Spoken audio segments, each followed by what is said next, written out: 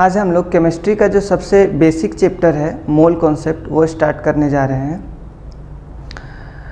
Chemistry start करने के पहले ठीक है, हमें सबसे पहले ये जानना चाहिए कि हम लोग केमिस्ट्री में क्या पढ़ते हैं। ठीक है, तो सबसे पहला बात ये है कि it is a branch of science, है ना। साइंस में 3 पार्ट होते हैं, फिजिक्स, केमिस्ट्री एंड बायोलॉजी। ठीक है, तो केमिस्ट्री में जो है वो जो भी ऑब्जेक्ट्स हम लोग अपने आसपास देख पाते हैं, ठीक है, उसके केमिकल कंपोजिशंस और उसमें जो चेंजेस आते हैं टेम्परेचर, प्रेशर, हीट और टाइम के साथ, तो वो हमें उसका स्टडी करना, this is called as chemistry. ठीक है, सो इस चैप्टर में हम लोग इन बातों को पढ़ेंगे, कुछ बेसिक टर्म्स के बारे में जानेंगे। ठीक है, तो जो सबसे पहला जो टर्म आता है डेट इज़ मैटर, मतलब हम लोग अपने आसपास जो भी ऑब्जेक्ट देख पाते हैं in terms of chemistry it is called as matter. तो अगर आप मैटर को डिफाइन करते हैं,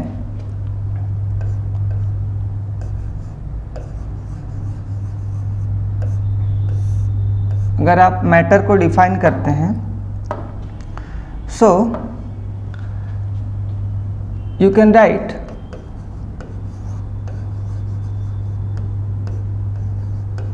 anything around us having some mass,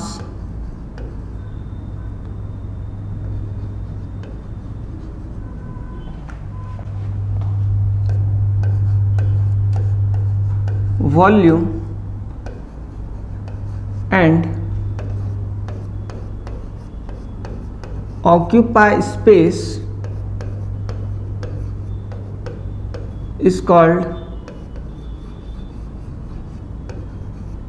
matter, is called matter। उसको हम लोग मैटर बोलते हैं। ठीक है, जैसे एग्जांपल के लिए हमारे हाथ में सपोज पेन है, ठीक है, चेयर, एयर, है ना, ग्लास, तो everything that you can see around us is called matter. ठीक है, तो एक्चुअल में क्या है कि वो जो भी मैटर्स हम लोग देख पाते हैं उसको बेसिकली जो है वो कुछ डिफरेंट पार्ट्स में बोल सकते हैं क्लासिफाई किया जाता है। ठीक है, तो उसके क्लासिफिकेशन के भी बेसिस हैं, मतलब हम लोग जो देख रहे हैं उसको फिजिकली कि वो किस तरह का दिख रहा है, उसका कैसा स्टेट है ना। सो this is the classification on the basis of its physical behaviour, है ना। तो हम लोग बोलते हैं, पहले लिखेंगे classification of matter.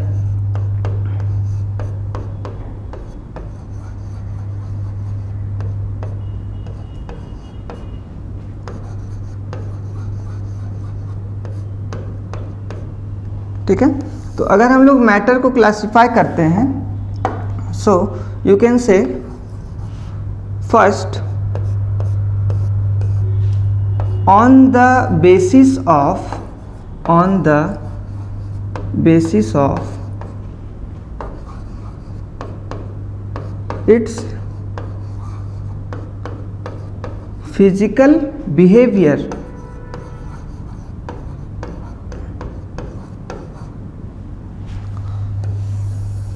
Physical behaviour कहने का मतलब कि वो कैसा दिख रहा है, उसका रूप रंग कैसा है, ठीक है, उसको किस स्टेट में है। तो जैसा कि हमें पता है any matter can be in 3 states, that is solid, solids, liquids and gases. ठीक है, so these are the states of matter on the basis of its physical behavior। ठीक है, अब केमिकल बिहेवियर की पे भी हम लोग, उसके बेसिस पर भी हम लोग मैटर को क्लासिफाई करते हैं, जैसे कि वो किन चीज़ों से मिल करके बना है। ठीक है, उसके अंदर के जो कंपोजिशंस हैं, जो भी पार्टिकल्स हैं, ठीक है, वो उसका कैसा केमिकल नेचर है ना। So we can right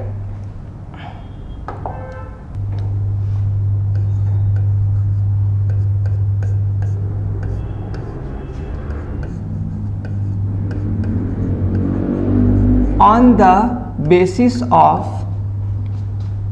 its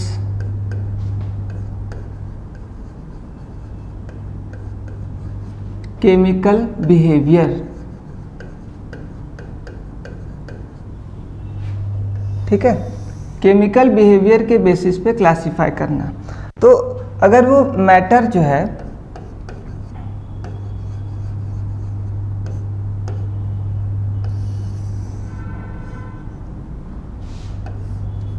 सबसे पहले तो ब्रॉडली मैटर को दो पार्ट में क्लासिफाई कर सकते हैं। इट कैन बी प्योर और इम्प्योर, ठीक है। इम्प्योर कहने का मतलब ये क्या होगा, मिक्सचर होगा। ये क्या होगा, मिक्सचर होगा, ठीक है। प्योर मैटर जो होते हैं वो मेनली दो टाइप के हो सकते हैं। It can be element, it can be element और compound, it can be element और कंपाउंड, ठीक है। अगर वो एलिमेंट हैं तो वे मेटल्स हो सकते हैं, नॉन मेटल्स हो सकते हैं, या फिर मेटोलाइट्स होंगे, ठीक है। Compound can again be of three types, that is acids, bases and salts, ठीक है। सो these are pure matter, okay. in impure you can have either homogeneous or heterogeneous mixture,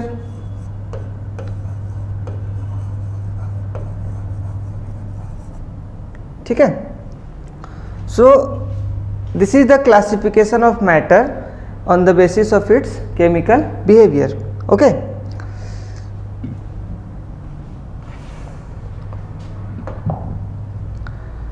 हालांकि मैटर के कंपोजिशंस को जानने के लिए हम लोग अभी से कोशिश कर रहे हैं, एक्चुअली हम लोग पढ़ रहे हैं, लेकिन डिफरेंट साइंटिस्ट ने जो है अराउंड 17th सेंचुरी के स्टार्टिंग से ही, ठीक है, इन जो मैटर्स के कंपोजिशन होते हैं कि आखिर जो भी ऑब्जेक्ट हम लोग अपने आसपास देख पा रहे हैं वो किन चीज़ों से मिलकर के बना है, ठीक है। तो ये जो रिसर्च है वो काफ़ी पहले से चल रहा है, डिफरेंट साइंटिस्ट हुए, ठीक है, जैसे कनाड, डेमोक्रिटस, इन्होंने जो है वो मैटर के कंपोजिशन को लेकर के काफ़ी थ्योरीज दिए, ठीक है। तो उसमें से जो जैसे मान लो साइंटिस्ट जो थे वो क्या क्या थे, कनाद, ठीक है,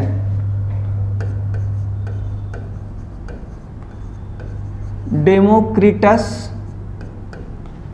डाल्टन, इन्होंने अपने डिफरेंट थ्योरीज दिए regarding the composition of matter. तो जो सबसे पहला थ्योरी है that is known as Dalton's atomic theory, that is a theoretical model given by Dalton, है ना। तो उसने जो है वो सबसे पहला बात है कि एटम का डिफिनेशन दिया, ठीक है। तो एटम का जो डिफिनेशन है, मतलब सबसे पहली बार जो है डाल्टन ने बताया कि कोई भी मैटर जो होता है वो एटम्स से मिलकर के बने होते हैं, है ना। उसका जो फंडामेंटल यूनिट होता है वो एटम होता है, ठीक है। तो जो एटम का डिफिनेशन है वो हमें डाल्टन से मिला है, ठीक है। How can we define an atom? So you can write an atom is the fundamental unit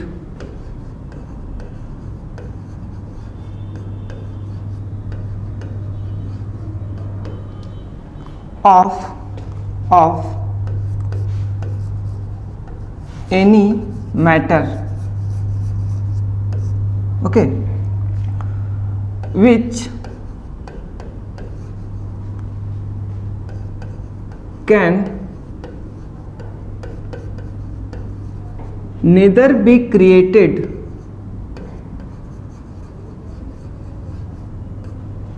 nor destroyed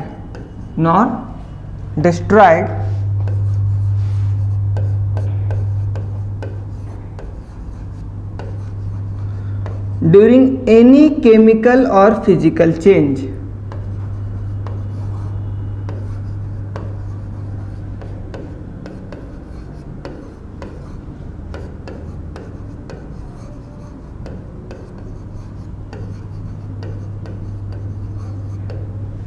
ठीक है, तो डाल्टन ने ऐसा बताया कि किसी भी मैटर का जो फंडामेंटल यूनिट होता है वो क्या होता है? एटम। और एटम जो होता है उसको क्रिएट या डिस्ट्रॉय नहीं किया जा सकता है, ठीक है। एक बात और उसने बताया कि एटम्स जो होते हैं वो इंडिपेंडेंटली एग्जिस्ट नहीं करते हैं नेचर में। कहने का मतलब कि वो कंबाइंड स्टेट में रहता है। ये जो भी एटम्स होते हैं, एटम्स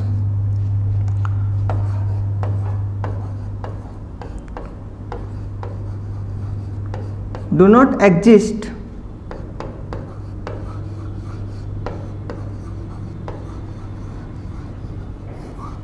in nature, ठीक है। और क्या बोल सकते हैं कि एटम्स जो होते हैं वो 3 फंडामेंटल पार्टिकल्स, ठीक है, इलेक्ट्रॉन, प्रोटॉन और न्यूट्रॉन उसके अंदर प्रेजेंट होते हैं एटम्स के अंदर, है ना। सो you can right 3 fundamental particles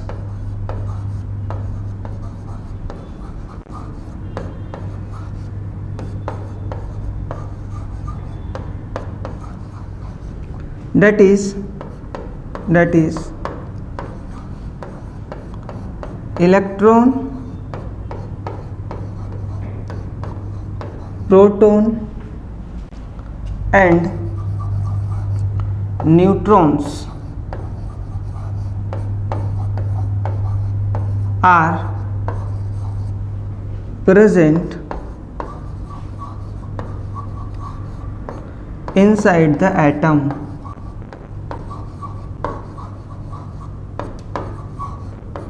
are present inside an atom, ठीक है।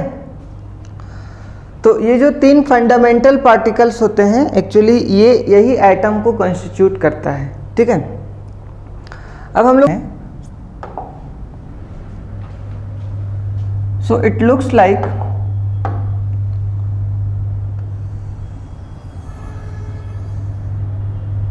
स्फेरिकल, ओके, एंड इसके जो सेंटर है दिस इज योर न्यूक्लियस। तो कहने का मतलब कि एटम स्फेरिकल होते हैं, ठीक है। You can right it is spherical,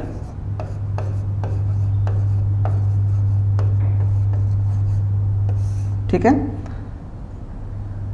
और न्यूक्लियस सेंटर में होता है, ठीक है। न्यूक्लियस के अंदर जो होते हैं वो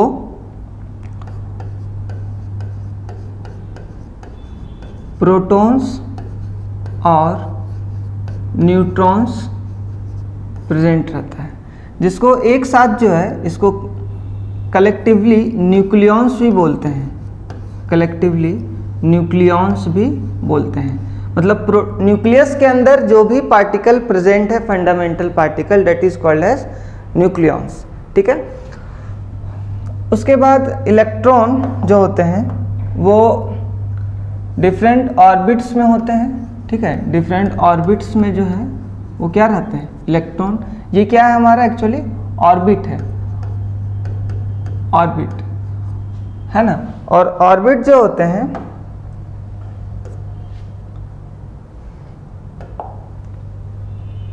ऑर्बिट में क्या होते हैं, इलेक्ट्रॉन। इस ऑर्बिट को जो है वो सेल या फिर एनर्जी लेवल भी बोलते हैं। ठीक है। तो इस तरह से जो एटम है वो 3 फंडामेंटल पार्टिकल इलेक्ट्रॉन, प्रोटॉन और न्यूट्रॉन से मिलकर के बना होता है। ठीक है। अगर हम इसके कैरेक्टरिस्टिक्स यानी चार्ज और मास की बात करें, जो भी फंडामेंटल पार्टिकल्स हैं, ठीक है, तो जैसे पार्टिकल्स जो हैं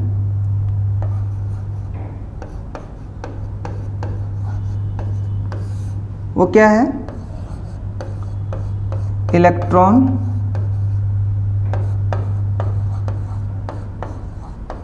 प्रोटॉन और न्यूट्रॉन। ठीक है। इसका अगर हम लोग चार्ज की बात करें और मास,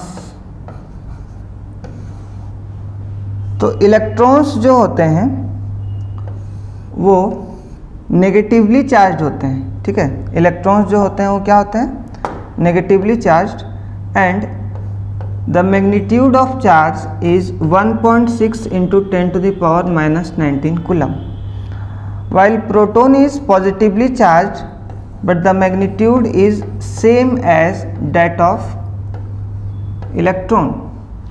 Neutrons are neutral, neutrons are neutral. ठीक है, ये न्यूट्रल होते हैं। ओके। अगर मास की बात करें तो इलेक्ट्रॉन की जो मास है वो 9.1 into 10 to the power -31 kg होता है। प्रोटॉन जो होते हैं उसके mass 1.67 into 10 to the power -27 kg होता है। ठीक है। और प्रोटॉन और न्यूट्रॉन का मास जो होता है वो ऑलमोस्ट इक्वल होता है। एक्चुअली पॉइंट का कुछ डिफरेंस होता है, हम लोग इक्वल ही उसको बोलते हैं। ठीक है, that is 1.67 into 10 to the power -27 kg। Okay. सो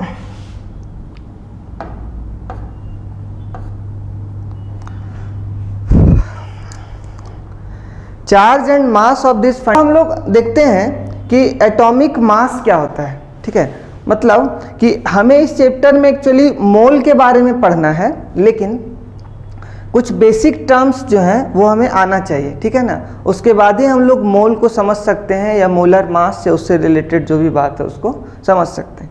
ठीक है, तो देखते हैं कि एटॉमिक मास क्या होता है।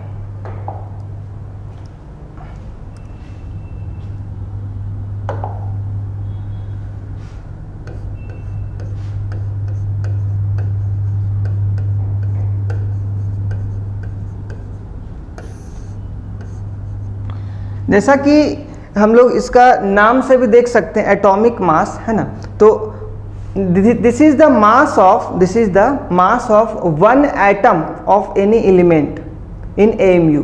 कहने का मतलब कि कोई भी अगर एटम है किसी भी एलिमेंट का, तो उसका जो मास होगा एक एटम का, that is the atomic mass. ठीक है, सो you can right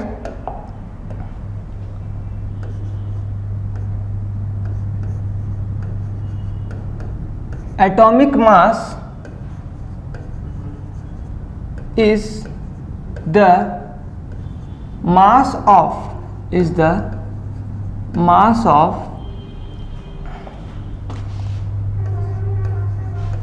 one atom of an element। किसी भी एक एलिमेंट है उसका जो एक एटम का मास है that is atomic mass. It is expressed in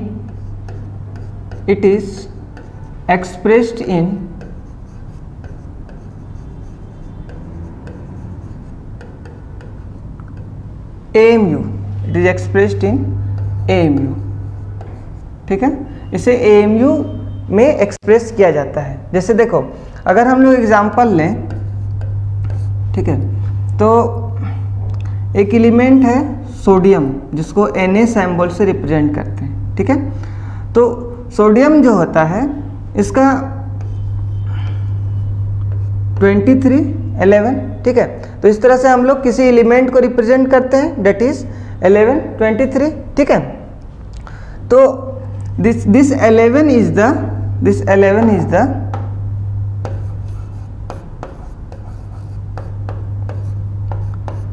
atomic number and 23 is the mass number. ठीक है, so you can say the atomic mass of sodium, the atomic mass of sodium is 23 AMU, is 23 AMU. जहाँ पे AMU क्या है, एक unit है किसका, मास का. ठीक है ना, हम लोग देखते हैं AMU क्या होता है, लेकिन ये बात हमें समझ में आना चाहिए कि जो सोडियम है उसका एटॉमिक मास कितना होगा, 23 AMU. ठीक है, देखो AMU जो होता है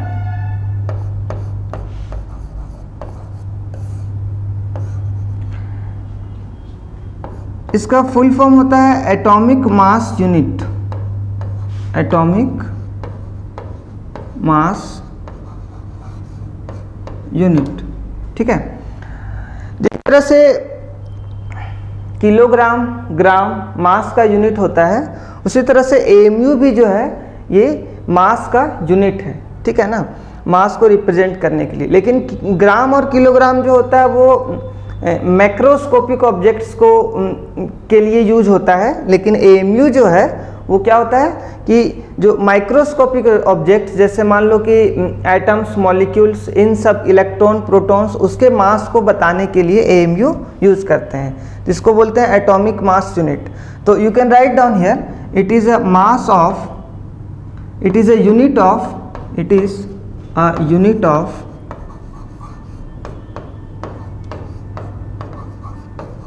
मास. It is a unit of mass, है ना. 1 AMU is equal to 1.66 into 10 to the power -24 gram.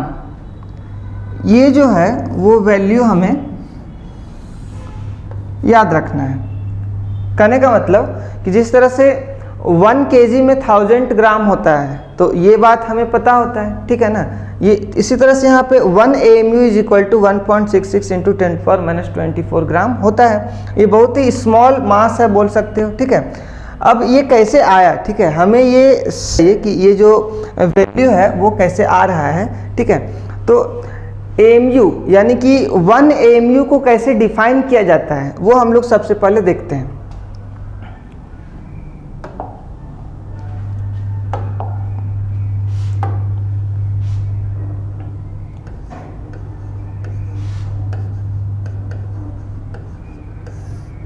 One AMU.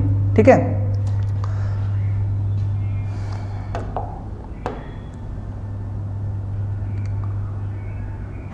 it is defined as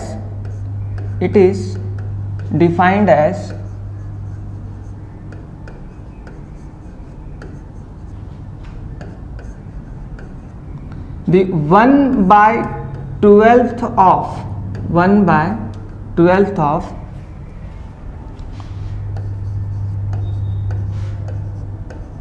mass of 1C12 atom. ठीक है, यहाँ पे मैं बोल रहा हूँ कि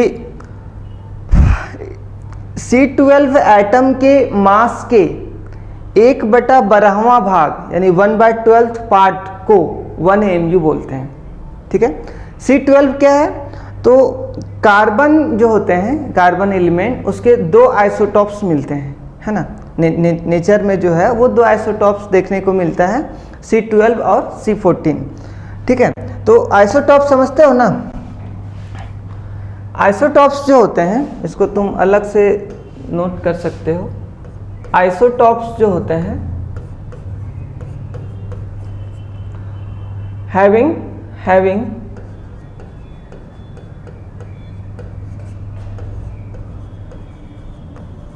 सेम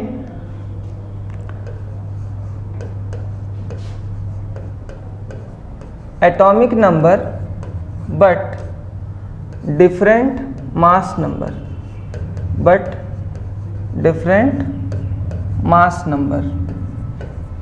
है ना।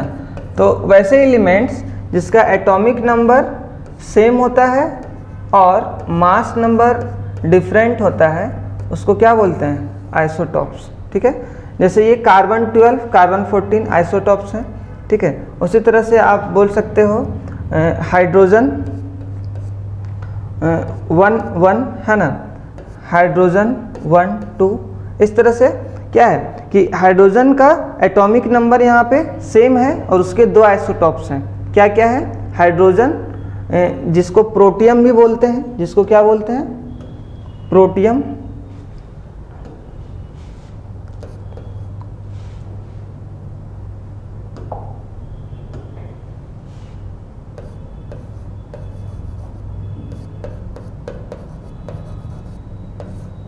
और दूसरा क्या है? ड्यूटेरियम।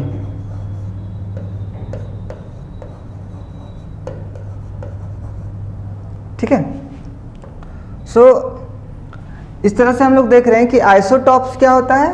वैसे एलिमेंट्स, है ना, जिसमें एटॉमिक नंबर सेम होगा और मास नंबर डिफरेंट होगा। ठीक है, so atoms of same element having same atomic number but different mass number are called isotopes. यहाँ पे हम 1 AMU को डिफाइन करने की कोशिश कर रहे हैं। So it is defined as 1/12 of mass of 1 C12 atom.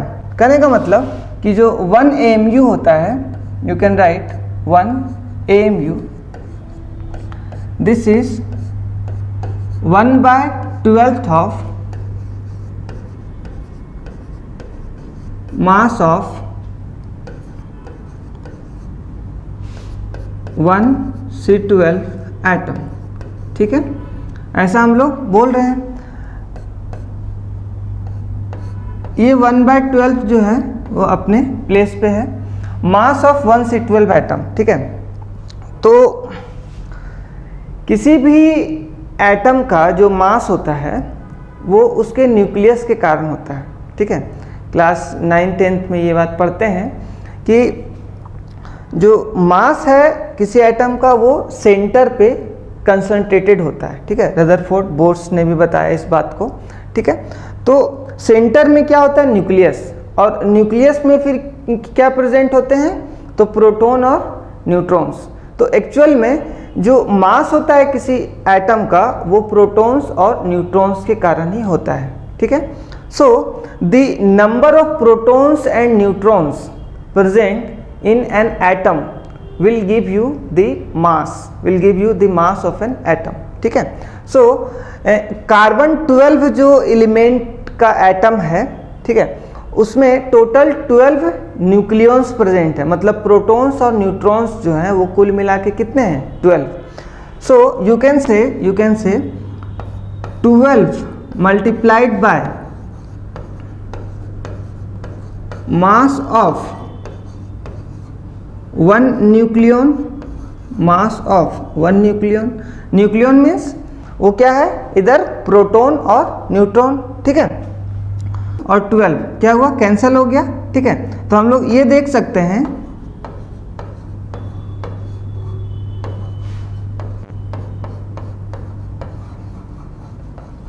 Mass of one nucleon, यानी 1 AMU जो है, 1 AMU जो है वो एक न्यूक्लियन के मास के इक्वल होता है। This means this should be equal to 1.66 into 10 to the power -24 gram और 1.66 into 10 to the power -27 kg। ठीक है, so this is the mass of 1 proton और 1 neutron. So atomic mass unit is nothing but the unit mass of an atom. कहने का मतलब कि वो एक प्रोटॉन या एक न्यूट्रॉन के मास को ही 1 AMU बोलते हैं। ठीक है, तो अल्टीमेटली अब हमें ये समझ में आना चाहिए कि एटॉमिक मास जो होता है that is mass number times AMU, है ना। सो